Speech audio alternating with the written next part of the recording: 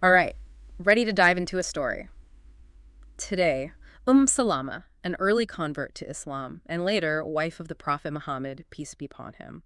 We're looking at excerpts from two lectures by Dr. Omar Suleiman, and let me tell you, her life.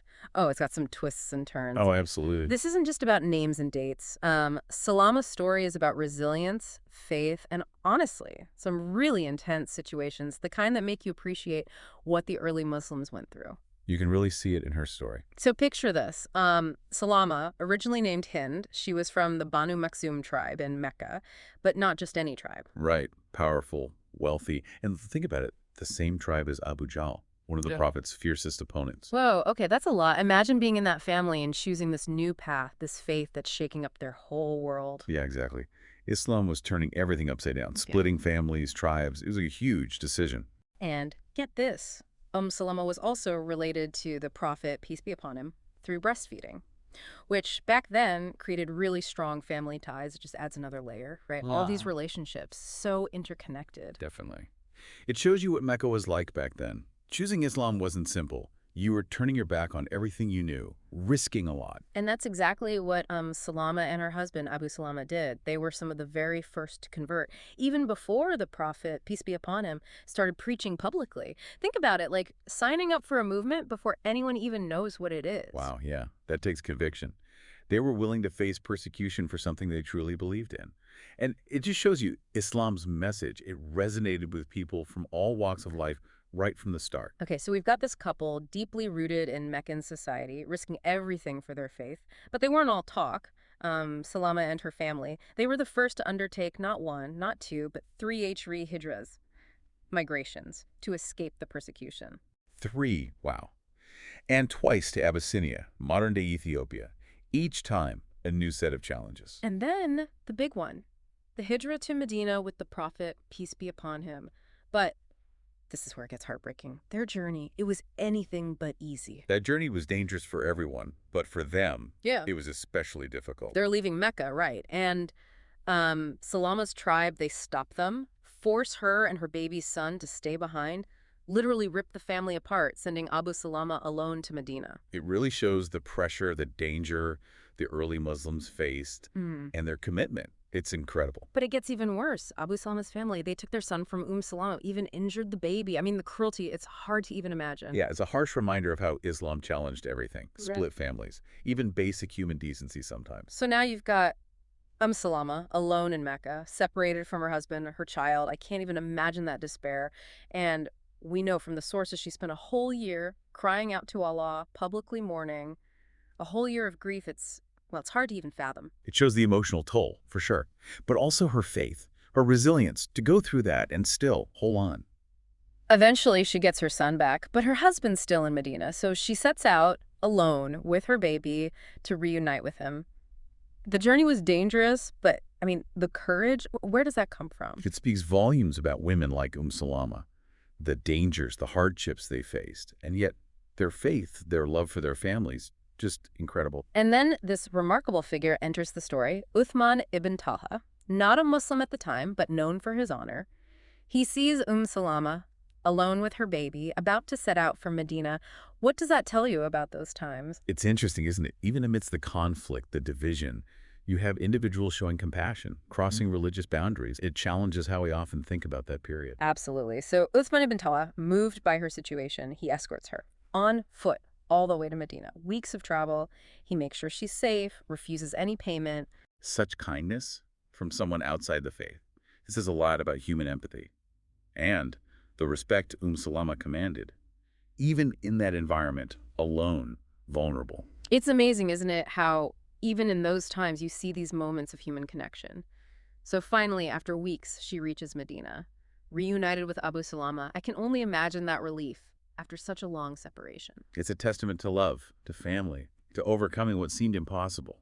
And it marks a new chapter for her in Medina, with the Muslim community growing around her. But their happiness, it was short-lived. Abu Salama, he had been wounded in the Battle of Uhud, and those wounds, they would have eventually proved fatal. But before we go on, remember that detail we mentioned. Abu Salama had taught Salama a special dua, a prayer from the Prophet, peace be upon him. Yes, a prayer for times of calamity, asking Allah to replace what was lost with something better. That's a powerful concept. To face that kind of loss and still have the faith to ask for something better makes you think about what better really It means. takes a lot of trust, a belief that even when things seem bleak, there's a bigger plan. So, Salama is facing this devastation again, losing her husband. Heartbroken, but her faith, it stays strong, and she receives several marriage proposals. It was customary then, especially for widows with children. The community looked after them. Salama, she declines them all. She doesn't believe anyone can compare to Abu Salama.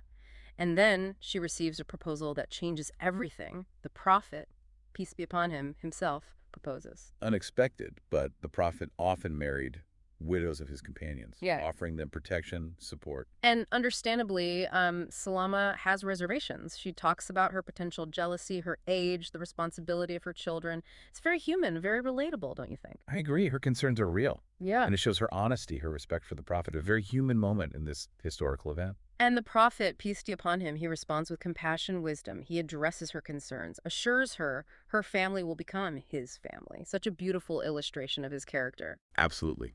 It shows his compassion, understanding, his commitment to caring for those entrusted to him.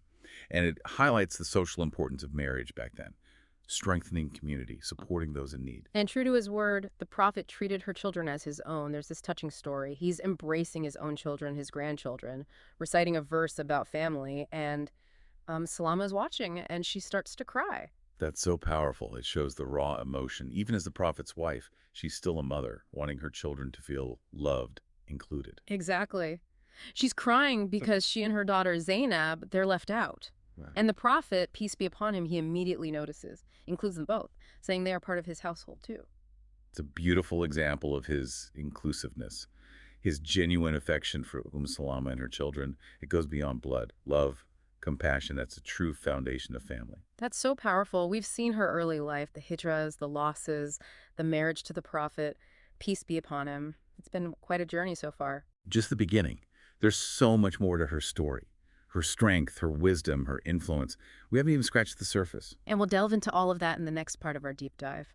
Her life as the Prophet's wife, her contributions to scholarship, the legacy she left behind. Oh, there's so much more to unpack. I'm really excited to explore these other parts of her life.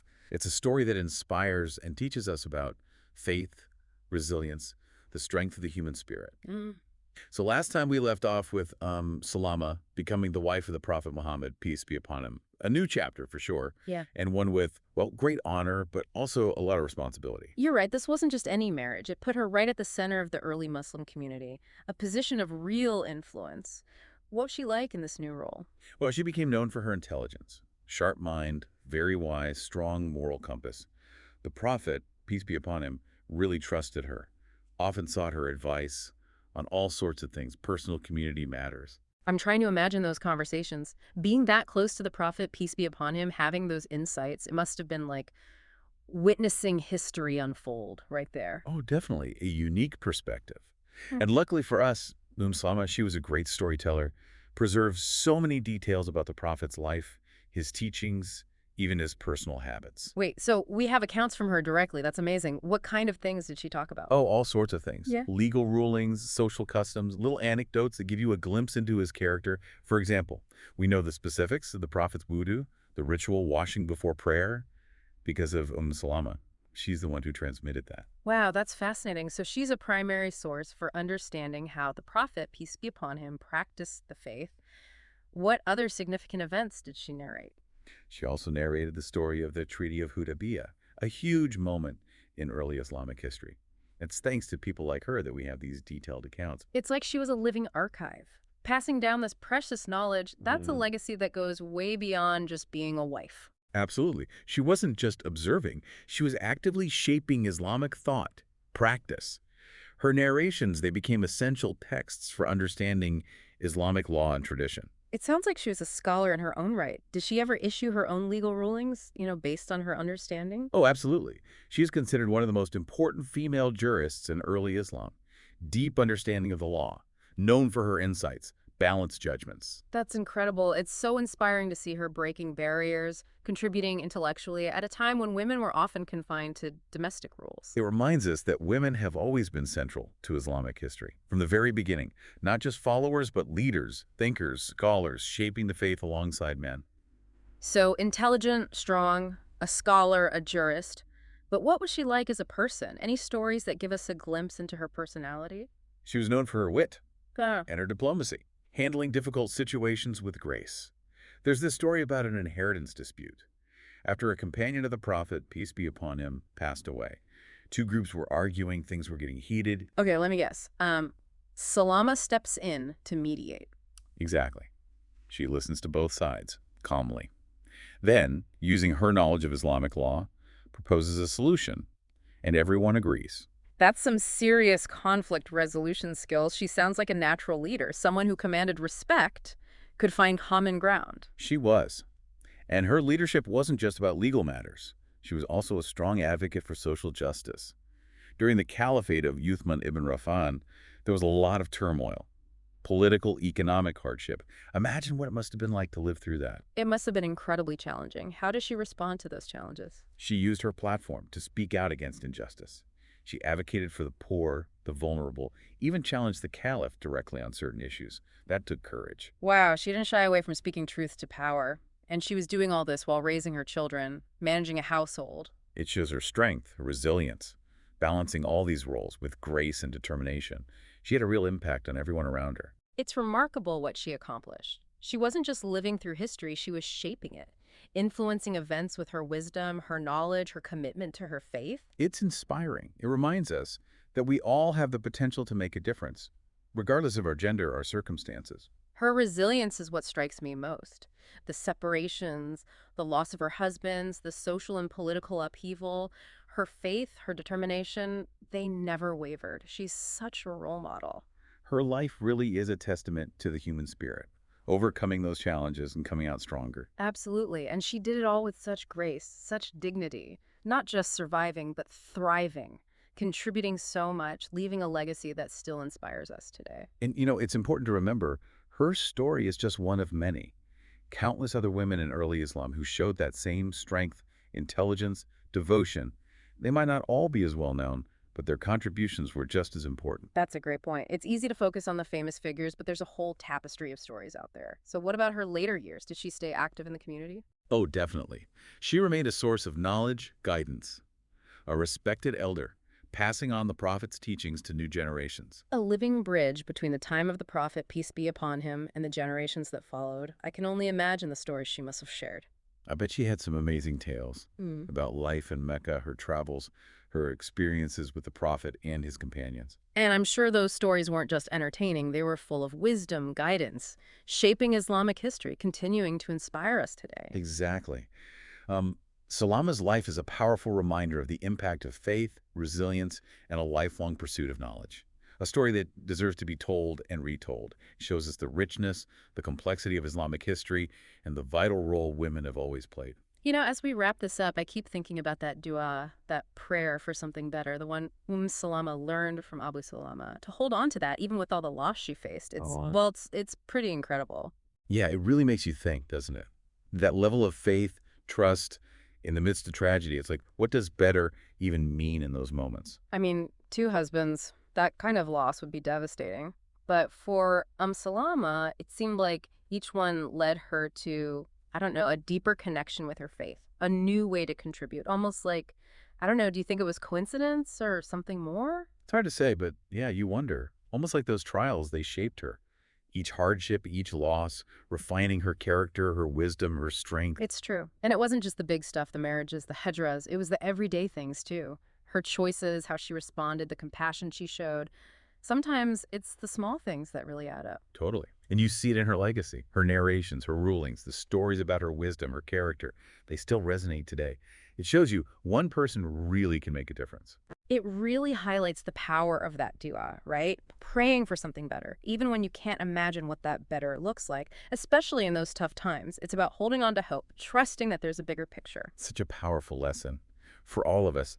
What do you think? What can we take away from this? For our own lives, I mean. For me, it's a reminder to, well, to face those challenges with that same faith and to be open to the possibility that on the other side, there's something amazing, something we might not even see right now. I love that. As we finish up, it strikes me that history, it's not just about the dates, the battles.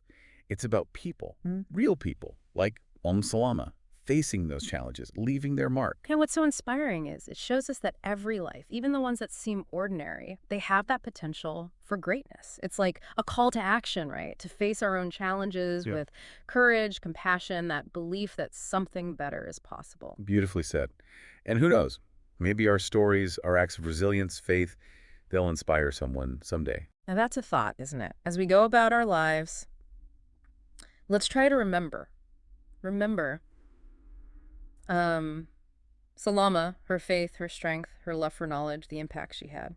Couldn't agree more. And to all our listeners out there, remember that dua, that prayer for something better. Especially when things are tough. You never know. You never know what blessings might be just around the corner.